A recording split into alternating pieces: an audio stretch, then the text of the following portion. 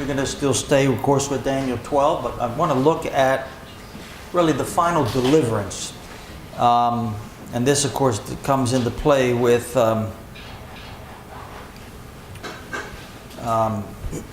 Revelation 12:1. Yeah, beautiful. Okay.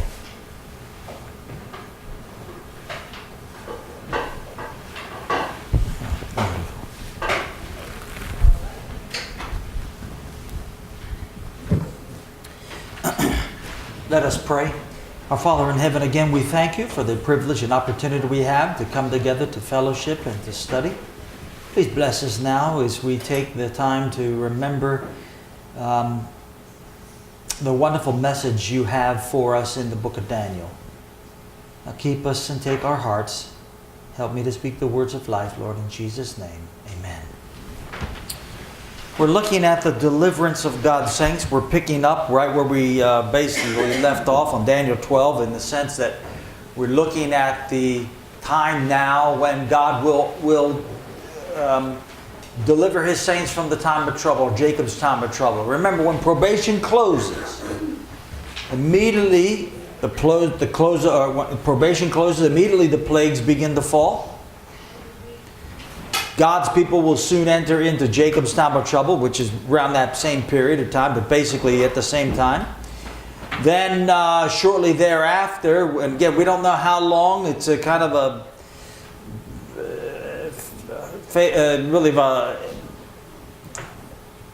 there are some who seem to think that the plagues will fall within a very short period of time.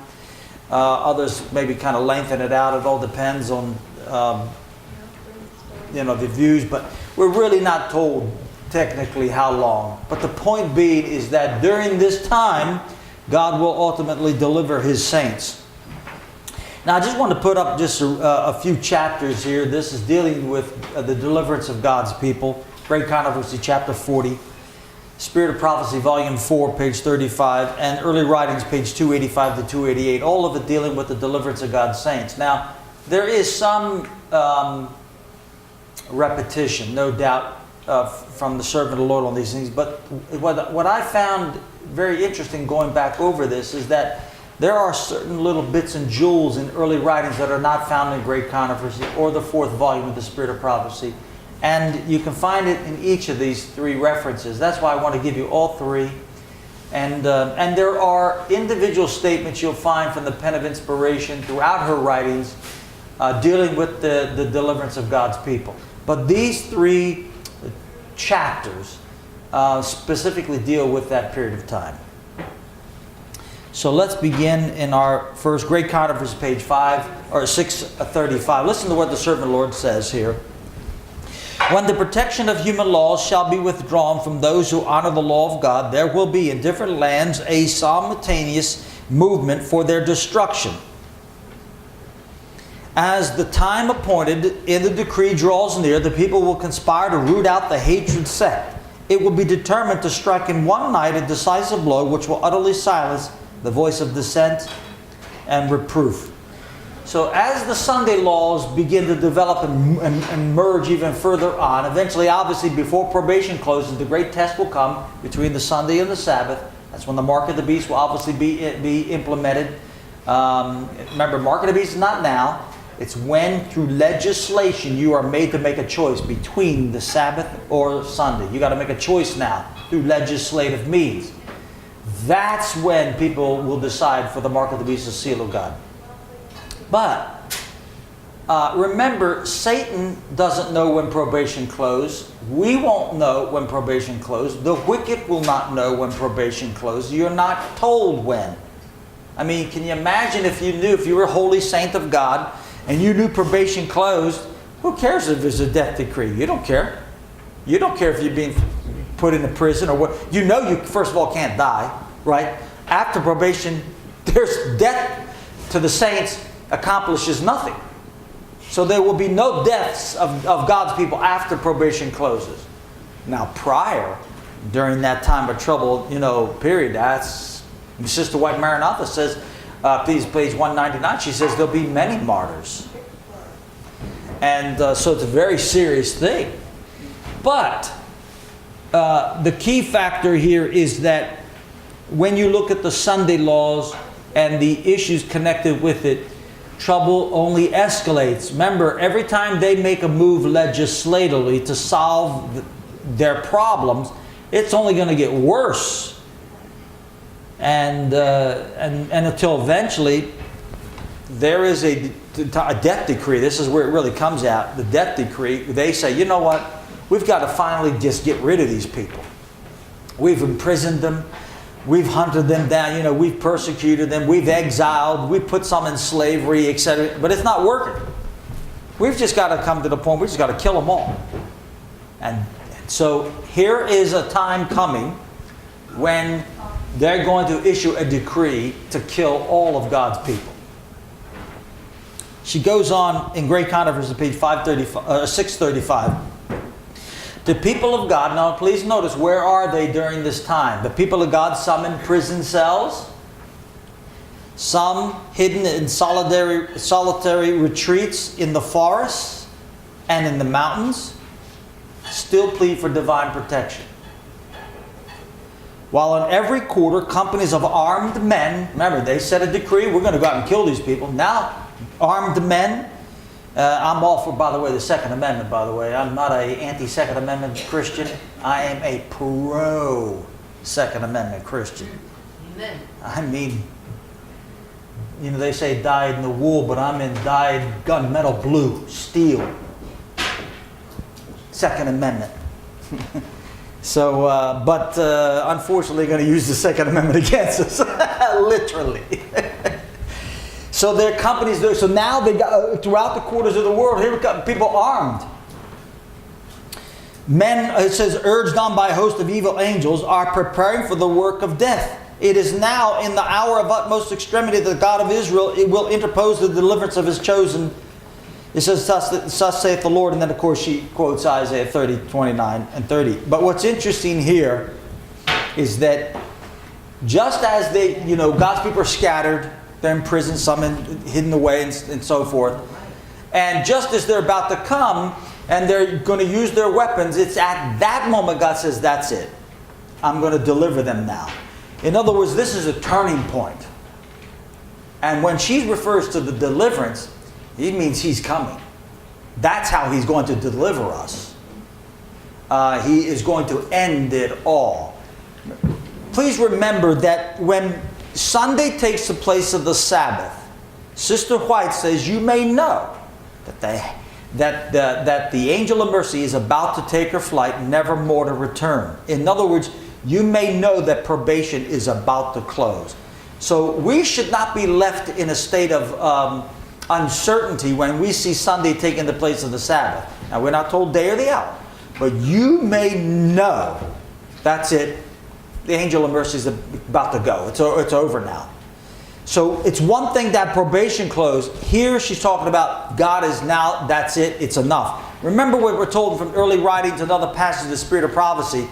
She says, and I even read it this morning, that Jesus takes off His priestly garments. When probation closes, He takes off His priestly garments, puts on what? The garments of vengeance. And now He's coming back for His saints. And but it's at this point, when the death decree goes out, they marshal together, heavily armed, to go out and kill God's people. We're going to kill them all at one time. It's then that marks another decisive change.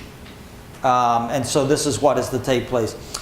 Great Controversy, page 635 and 636. Sister White says, with shouts of triumph, jeering and imprecations, throngs of evil men are about to rush upon their prey, when, lo, a dense blackness, deeper than the darkest of night, falls upon the earth. Stop right there. What plague is this? This is the fifth plague she's describing. She's describing the fifth plague. Now remember, the first four plagues are not universal. Why? Yeah, no one would live. No one would be alive. Literally, no one. Oh, everyone would die. All right. But the fifth plague, sixth and seventh, they are global. They're universal, as we say. Fifth plague is darkness upon the seed of the beast. Falls upon the earth. Because remember, she rules the world now. What's the sixth plague? The drying up of the river Euphrates. What is that? Water represents? All right, now you're going to see the sixth plague. They're going to realize very shortly. Here's the fifth plague. Here comes now the sixth one following. They're going to realize they're lost. And when they realize they're lost, they are going to be furious at the apostate ministers and the beast. And this is why Revelation 17 says, they shall eat her flesh as it were as fire. The Bible's describing the sixth plague. They turn upon her. Right? They turn upon her. That's the sixth plague. And then the seventh plague, of course, is the hail. Great stones, right? About the size of a town. Now that, depending on the research you do, it can be anywhere from 55 to 75, 85 pounds of solid block of ice falling out of the heavens. Either way, I don't care. I mean, we don't understand. It's like bomb. I mean, just missiles coming down. You can imagine the sound that will make rushing down from the heavens, and the impact it'll make on the earth. I mean, literally, it'll be like bombs exploding. The impact will be catastrophic. So, here she's describing the fifth plague. Then a rainbow shining with the glory from the throne of God spans the heavens and seems to encircle each praying company. The angry multitudes are suddenly arrested. What are we introducing now? What's about to come? Sixth plague. They are, can you imagine? Right? This happening, rainbows now popping up all over God's people's heads, right? What's this? That won't grab your attention? Of course it's going to grab your attention. Their mocking cries die away. The object of their murderous rage are forgotten.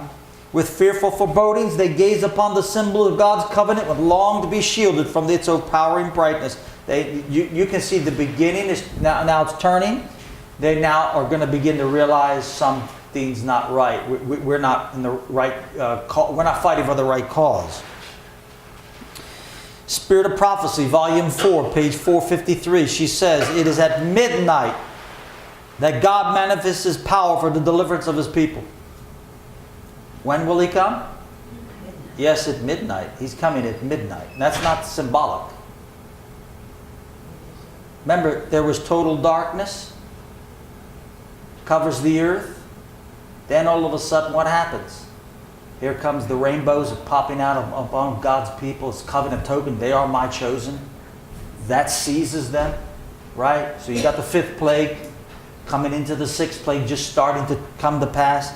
At midnight, God manifests the power of deliverance of God's people. The sun appears in His shining in His strength. Startling signs and wonders follow in quick succession.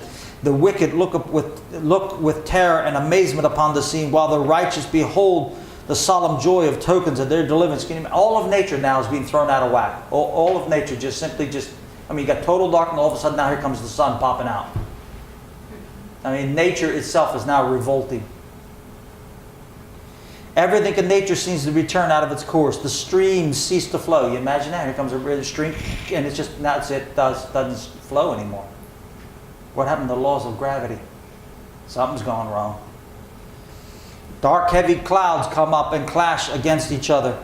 In the midst of the angry heavens is one clear space, indescribable glory, whence comes the voice of God like the sound of many waters, saying, "It is done." That's it.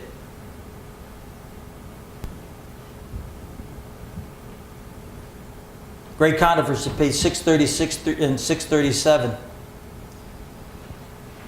That voice shakes the heavens and the earth, and there's a mighty earthquake. So when he says it is done, there's a mighty earthquake coming, such as not since men were upon the earth, so mighty an earthquake and so great.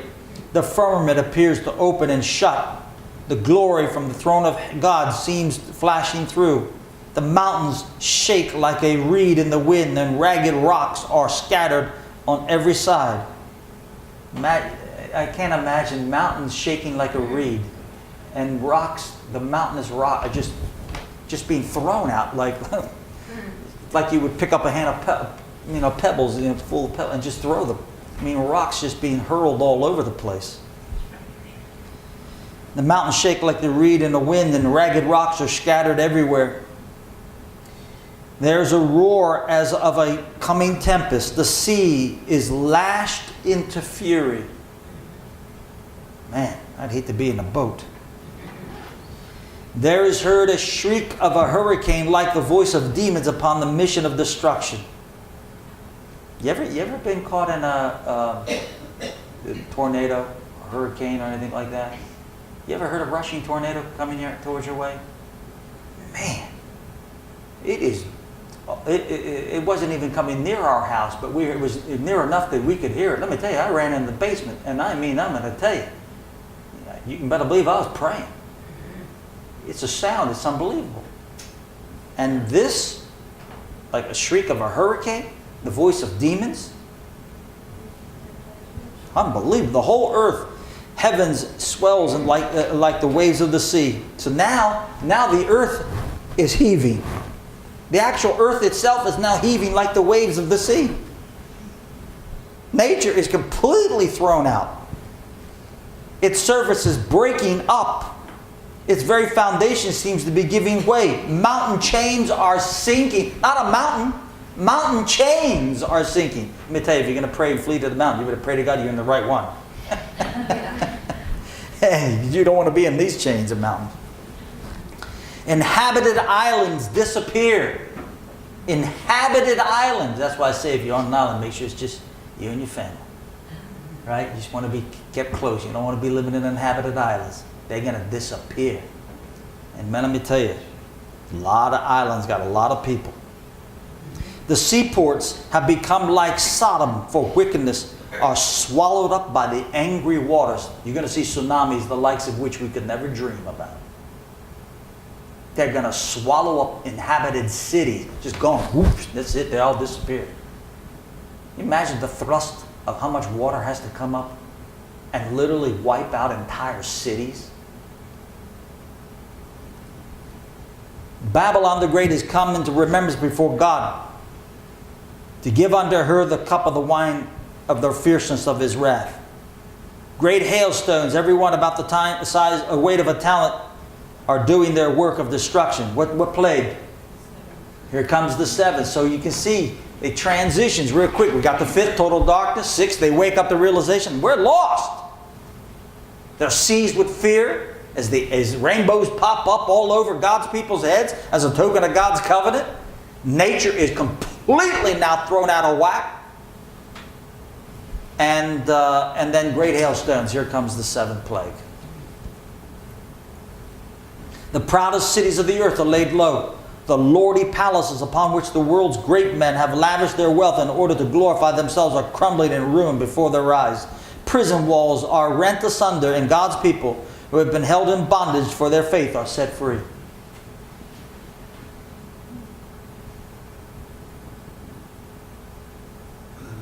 Great controversy, page 537 and 637 and 638. She says now at this time the special resurrection comes in. Graves are opened, and many of them that sleep in the dust of the earth awake, some to everlasting life, and some to shame and everlasting contempt. All who have died in the faith of the third angel's message come forth from the tomb glorified to hear God's covenant of peace with those who have kept his law. Now this special resurrection is mentioned in Revelation 14, verse 13.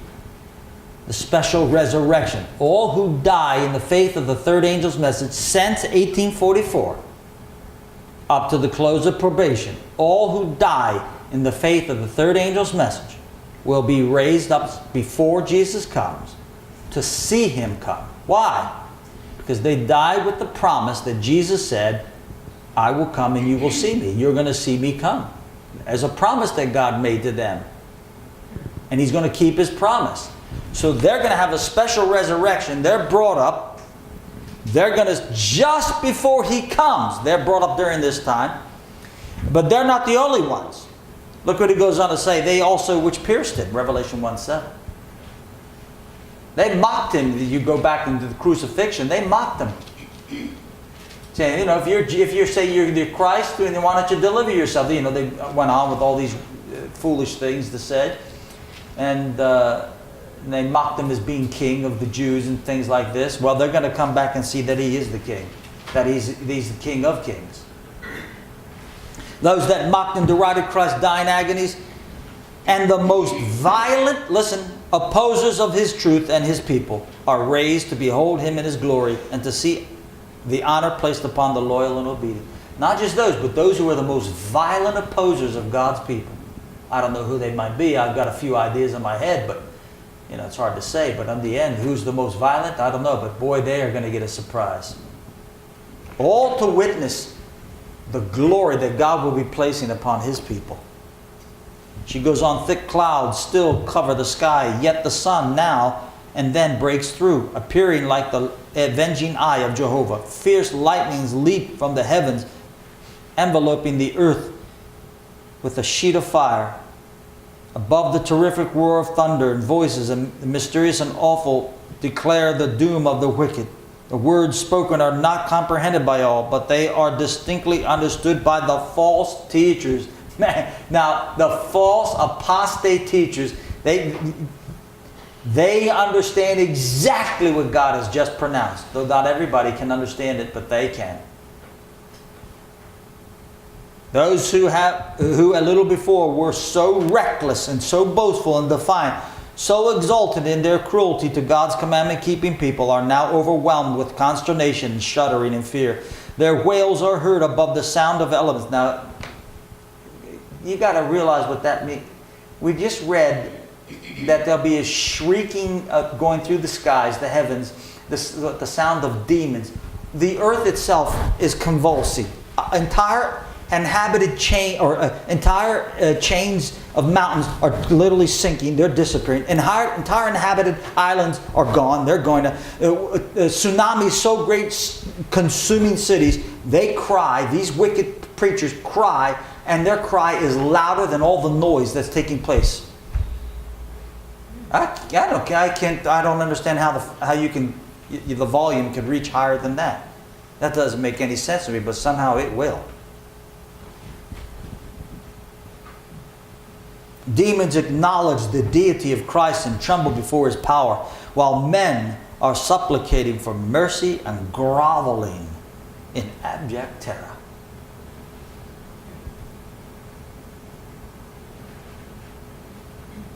Great Controversy, page 538 and 39. Through the rift of the clouds there beams a star whose brilliancy is increased fourfold in contrast with the darkness. It speaks hope, joy to the faithful, but severity and wrath to the transgressors of God's law. Those who have sacrificed all for Christ are now secure, hidden as in the secret of the Lord's pavilion. They have been tested, and before the world and the despisers of truth, they have evinced their fidelity to him who died for them. A marvelous change has come over those who have held fast their integrity in the very face of death. They have been suddenly delivered from the dark and terrible tyranny of men transformed to demons. Their faces, so lately pale, anxious, and haggard, are now aglow with wonder, faith, and love. Their voices rise in triumphant song. And then, of course, the song, Psalm 47, verses 1 to 3. Or Psalm 46, excuse me. Psalm 46, 1 to 3. She then goes on. While these words of holy trust ascend to God, the clouds sweep back and the starry heavens are seen, unspeakable glorious in contrast with the black and angry firmament in either side. The glory of the celestial city streams from the gates ajar. Man, from that you can just see the heavens like just all the nature just parting ways, and God's glory from his city is beaming down. Then there appears in the sky a hand holding 2 tables of stone folded together. Says the prophet, the heavens shall declare his righteousness, for God is judge himself. Psalm 50, verse 6. That holy law, God's righteousness, that amid thunder and flame was proclaimed from Sinai as the God of life, is now revealed to men as the rule of judgment. The hand opens the tables, and there are seen the precepts of the Decalogue traced with the pen of fire. The words are so plain that all can read them. Memory is aroused, and darkness of superstition and heresy are swept away from every mind. And God's 10 words, brief, comprehensive, and authoritative, are presented to the view of all the inhabitants of the earth. It is impossible to describe the horror and despair of those who have trampled upon God's holy requirements. Great controversy, page 640. She says, the enemies of God's law, from ministers down to the least among them, have a new conception of truth and duty. Too late, they see that the Sabbath of the fourth commandment is the seal of the living God. Too late, they see the true nature of their spurious Sabbath and the sandy foundation upon which they have been building. They find that they have been fighting against God. Religious teachers have led souls to perdition while professing to guide them to the gates of paradise. Not until the day of final accounts will it be known how great is the responsibility of men in holy office and how terrible are the results of their unfaithfulness. Only in eternity can we rightly estimate the loss of a single soul. Fearful will be the doom of him to whom God shall say, depart, thou wicked servant. You know, it just goes to show you how important it is to tell the truth when you preach. You know, as a minister, I'm not a pastor or anything, and I'm not an ordained minister, but that's not the point. But you know, you just see so many of our churches just so in such a deplorable condition. And I'm not blaming everything on the ministers, but boy, they sure got to take their fair share of it. That's for sure. But boy, it's a terrible, terrible thing.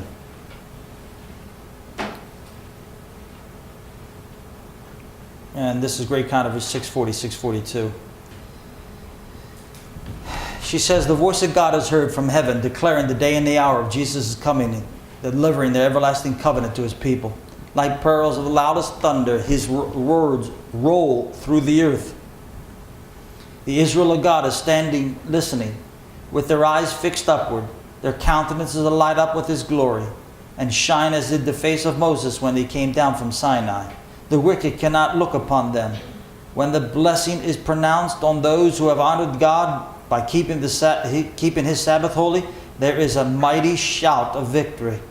Soon there appears in the east a small black cloud about half the size of a man's hand. It is the cloud which surrounds the Savior, and which seems in the distance to be shrouded in darkness.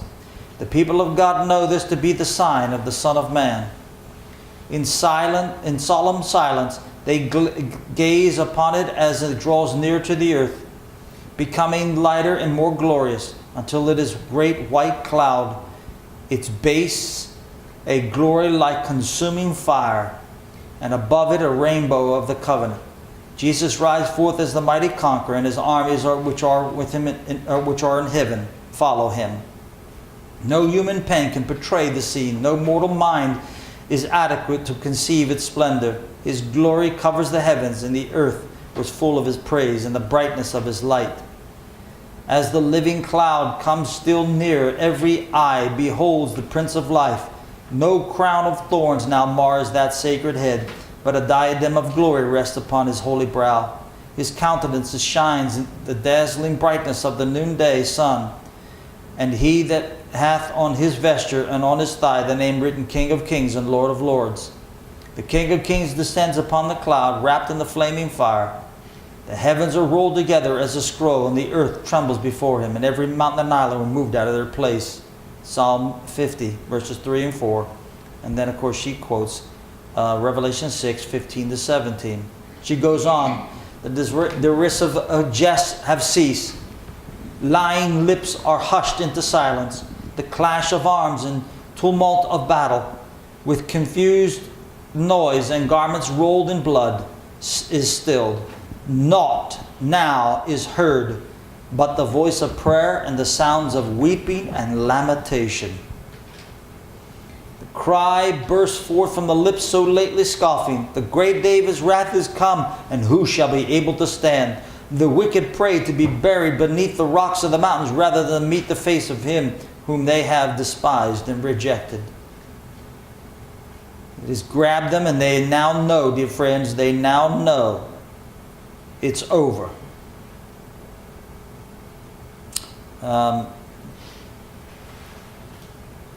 This is, let me make sure I get it. This is taken from letter 86, 1900. Letter 86 in 1900. Listen to this.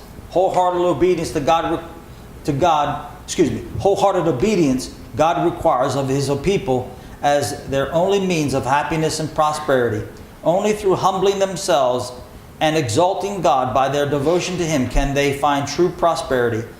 These are they whom God despiseth, whom the nation abhorreth, these are they whom man despised, whom the nations abhor, because they bear the sign of the original Sabbath.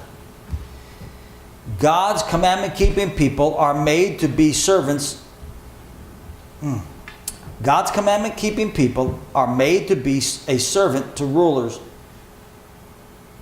They are required by man-made laws to disregard the law of God. God's people have been scattered because of man's enmity against the law of Jehovah. They have been oppressed by all the powers of the earth. They have been scattered in the dens and the caves of the earth through the violence of their adversaries, because they are true and obedient to the laws of Jehovah. But deliverance comes to the people of God. To their enemies, God will show Himself as a God of just retribution. And then, of course, Revelation 6, 9 to 17 is read there or quoted there. From the dens and caves of the earth that have been secret hiding places of God's people, they are called forth as His witnesses, true and faithful. The people who have braved out their rebellion will fill the description given in Revelation 6, 15 to 17. Now listen very carefully. In these very caves and dens. Now remember, who used to be in them? Who used to be in? Who was in these caves and dens? God's people. They come out of the caves, right? Because God's coming to deliver them. They don't stay in those caves. They come out. Now they go out. Who comes in? The wicked. Now watch. In these very caves and dens, they find the very statement of truth in the letters and in the publications as witnesses against them. God's people are going to have spirit of prophecy, books, publishing, Bibles and stuff, all literature in the caves with them. We're not going to be without literature. We're going to take it with us. Don't you think you want to take your Bible with you? Yeah. Don't you think this would be words of encouragement and comfort? How about the desire of ages? Huh? Go back, read chapter Great Controversy, brother. Reaffirm what's going to happen. Here's what's going to happen. Boom. You're going to have all this spirit of prophecy and all these other letters and pamphlets. The wicked are going to find them in the caves and the dens. It's going to be a witness against them. She says the shepherds who lead the sheep in false paths will hear the charge made against them. Now it comes. It was you who made light of truth. It was you who told us that God's law was abrogated, that it was the yoke of bondage. It was you who voiced the false doctrines when I was convinced that these Seventh-day Adventists had the truth. Notice they were convinced. They were on the verge of being converted. But then they were persuaded not to join. The blood of our souls is upon your priestly garments. The persecution brought upon those who kept God's commandments did not destroy them or their influence. I could not read my Bible in its condemnatory words, and I laid it aside. Now you will pay the ransom for my soul. Man, can you imagine? You said you would stand between my soul and God, but you are now full of anguish yourself. What shall we do who listen to your garbling of the Scriptures and you're turning it into a lie, the truth, if obeyed, truth that if obeyed would have saved us? When Christ comes to take vengeance on those who have educated and trained the people to trample upon God's Sabbath, to tear down His memorial and tread down on their feet, and tread down with their feet the feed of His pastures, lamentations will be in vain. Those who trusted in false shepherds had the word of God to search for themselves, and they found that God will judge every man who had the truth and turned from the light, because it involved self-denial and the cross. Rocks and mountains cannot screen them from the indignation of Him that sits upon the throne and from the wrath of the Lamb. Letter 86, 1900. It's the only statement I know, it's the only one I know where she says that when referring to Revelation 6, 14 to 17, where the wicked go into the mountains and the dens and cry out, hide us. There are the caves where God's people were once hiding. They leave because Jesus is coming. Of course, then we won't need the spirit of prophecy, will we? You're not going to need great controversy, the desire of ages, or even the Holy Bible. You won't need it anymore. All that literature will be in the caves. The wicked then rush into the caves because they see Jesus coming. They're afraid of Him. And what do they find? All that literature. And they start to read the literature. And they realize, oh man, it's a witness against us. They were right. All of that will come back once again. Unbelievable. Unbelievable. It is an absolute incredible testimony when you realize the impact that this is going to have on people. And I can tell you, dear friends, it's just phenomenal when you start to realize what's at stake here. Let me read you another one here. Let me just make sure I get the right one. There's so many here. Let me make sure to get the...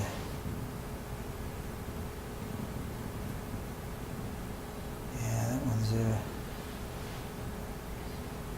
Okay, this next one. Let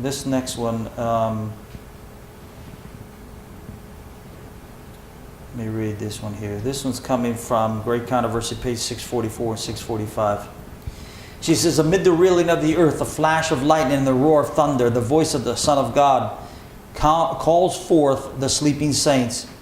He looks upon the graves of the righteous. Then raising his hand to heaven, he cries, awake, awake, awake, ye that sleep in the dust, and arise. Throughout the length of the breadth of the earth, the dead shall hear that voice, and they that hear shall live. And the whole earth shall ring with the tread of the exceeding great army of every nation, kindred, tongue, and people. From the prison house of death they come clothed with immortality, immortal glory, crying, O death, where is thy sting? O grave, where is thy victory? 1 Corinthians 15:55. And the living righteous and the risen saints unite their voices in a long, glad shout of victory. All come forth from their graves in the same stature as they had entered the tomb. Adam, who stands among the rising throng, is of lofty height and majestic form, in stature but little below the Son of God. He presents a marked contrast to the people of latter generations. Imagine, I'm only 5'8". I mean, they estimate Adam's about 12 foot, roughly, maybe a little bit bigger. We don't know, 12 to 14. I mean, can you imagine? Whew. Unbelievable what that stature must be. And remember, he was created perfectly. I mean, that's got to be unbelievable. Man, although we will be growing in heaven, so I don't have to be stuck with this height. In this one respect is shown the great degeneracy of the race, but all rise with the freshness and vigor of eternal youth. All blemishes and deformities are left in the grave. Can you imagine, I mean, being born blind or with a physical ailment, I mean, really severe, and yet all of it's going to be gone. There'll be no more deformity. Wow, what a blessing. The last lingering traces of the curse of sin will be removed, and Christ's faithful ones will appear in the beauty of the Lord of our God, in mind and soul and body, reflecting the perfect image of their Lord. Oh, wonderful redemption, long talked of, long hoped for, contemplated with eager anticipation, but never fully understood. The living righteous are changed in a moment, in the twinkling of an eye. At the voice of God they are glorified. Now they are made immortal, and with risen saints are caught up to meet the Lord their Lord in the air. Angels gather together his elect from the four winds, from one end of heaven to the other. Little children, please listen, little children are born by holy angels to their mother's arms. What a wonderful reunion. Friends long separated by death are united, never more to part, and the songs of gladness ascend together to the city of God, singing all the way to the city of God, rejoicing. What a wonderful reunion. Imagine, especially if you're a mother and you lost a child. I couldn't imagine that, but man, being really angels escorting the little babies, little children right into the mother's arms. And man, what a glorious, glorious day. What a glorious day. Well, let me read, I'm going to read two more statements. This is the days of pain and weeping are over. This is taken from Great Controversy, page 649 and 650. She says, in all ages the Savior's chosen have been educated and disciplined in the school of trial. They walked in narrow paths on earth. They were purified in the furnace of affliction. For Christ's sake they endured opposition, hatred, calumny. They followed him through conflicts sore. They endured self-denial, experienced bitter disappointments. The heirs of God have come from garnets, from hovels, from dungeons, from scaffolds, from mountains and from deserts, from the caves of the earth, from the caverns of the sea. On earth they were destitute, afflicted, and tormented.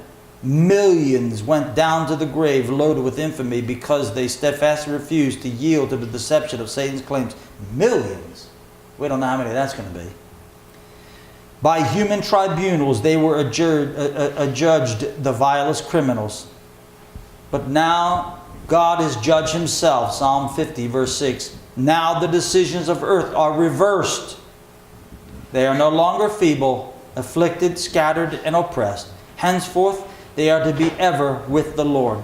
They stand before the throne clad in richer robes than the most honored of the earth have ever worn. They are now crowned with diadems more glorious than ever placed upon the brow of earthly monarchs. The day of pain and weeping are forever ended. Praise God. And finally, I'm going to close with this last statement. Great Controversy, page 651. In this life, we can only begin to understand the wonderful theme of redemption. With our infinite comprehension, we may consider, with our finite comprehension, we may consider most earnestly the shame and the glory, the life and the death, the justice and the mercy that meet in the cross. Yet with the utmost stretch of our mental powers, we fail to grasp its full significance. The length and breadth and depth and the height of the redeeming love are but dimly comprehended.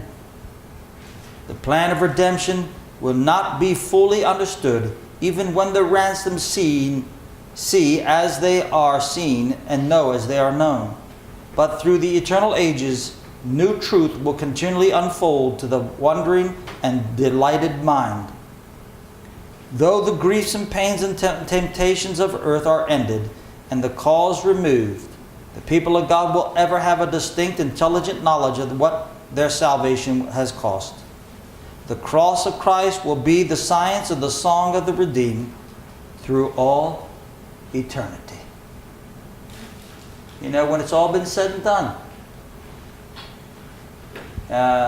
we will forever know what the price will be.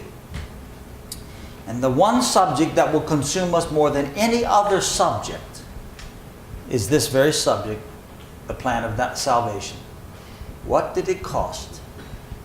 How did God do it? Why did he do it? I mean, can you imagine? Just imagine. It's hard to, it's difficult to comprehend, but 100 billion trillion years go by and you're just starting to learn. It's just incredible. Listen, friends, Jesus is coming. And we got to get ready. Don't miss out on heaven, dear friends. It's not worth it. What's on this earth that could possibly be equal to in comparison? I want to appeal to you and leave you with the words that I started with in this message. Watch. Remember what Jesus said. Watch and pray. You don't know the hour when your Lord will come. And I beg and pray to each one of you, watch and pray. May God bless you and your families. May the Lord watch over you. And I thank you once again to come to share with you the things that God has placed on my heart. Let us